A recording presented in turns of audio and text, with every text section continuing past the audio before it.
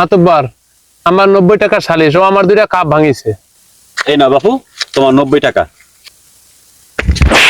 90 টাকা মানে তোর তো আমি 1 টাকা পাই না। ওই দেখো মাতব্বর, ওই দেখো তোমার ধরবে আক্রমণ।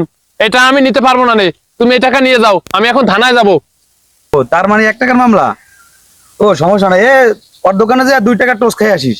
দেখো তো এটা আবার কি বিচার, এখন আবার আমি ওর দ্বারা 1 টাকা পাবো না। দেখো দি, 1 টাকাই তো।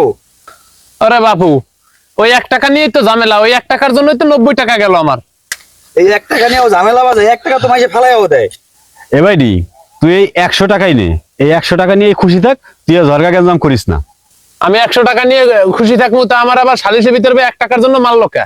আরে বেটা, তোরে মারছে দেখে তো তোর 11 টাকা বেশি দিলাম। তুই যা ভাই, তুই যা, তুই আর জ্বালাইস না, তুই যা। হ্যাঁ যাচ্ছি, আমি চলে যাচ্ছি, আমার আবার দোকান খোলা লাগবে। তা তোমার ছেলে যেন আর আমার দোকানে না যায়, তাহলে কিন্তু আমি আবার ভাঙা কাপ রাখি দিছি। এমন ভাবে ধমক দিয়ে গেলি, কালকে সকালে ঘুমের তুই দেখবি তোর দোহানি নাই। এত বেশি কথা কসকা, আমি আছি না।